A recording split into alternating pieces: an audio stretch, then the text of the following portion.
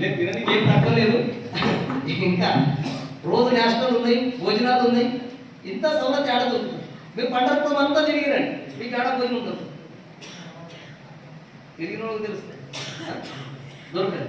కాబట్టి ఒక్కసారి ఒక టిఫిన్ చేయాలంటే ఛాయ్ తాగాలంటే 10 రూపాయలు ఖర్చు చేస్తున్నాం. ఎన్నిసార్లు పొద్దుగా ఛాయ్ తాగుతున్నాం? 10 సార్లు అవుతుందా? సార్లు కంటే సార్లు ఎక్కువ. 10 సార్లు అంటే 10 బదులు 100 నార్మల్ ఛాయ్.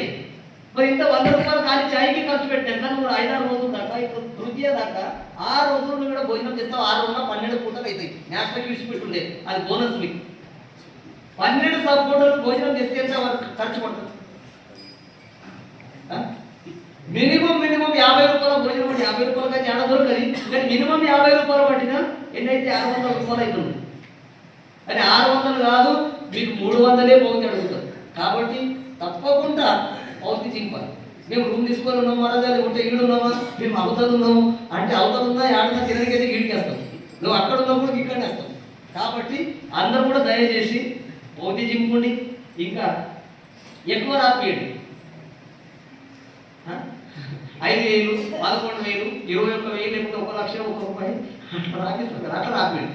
అట్లయితే మనకి ఇంకా చాలా ఉపయోగపడుతుంది. సంస్థ మనకు డెవలప్ కావాలి. ఇంకా చాలా సౌలభ్యం పెరగాల్సి ఉంటుంది. కాబట్టి అందరూ కూడా నేను చెప్తున్నా అంటే నేను ఒక పెద్ద ఇది కాదు, నేను కూడా మీవోనే.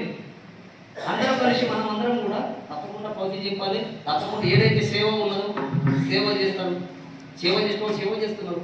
నేను అందరికీ నిలబెట్టిన పౌతి చెప్పంటే నా ఏం కాదు. అందరం కూడా సేవ, అది ఏది చేసినా సేవలే. తిన్న సేవలు, పెట్టిన సేవలు, చూసిన సేవలే, చెప్పిన సేవలే, అంత సేవ. కాబట్టి పౌతి మాత్రం అందరు చెప్పాలి. ఇంకేమున్నా సరే, ఎక్కడ కూడా బయట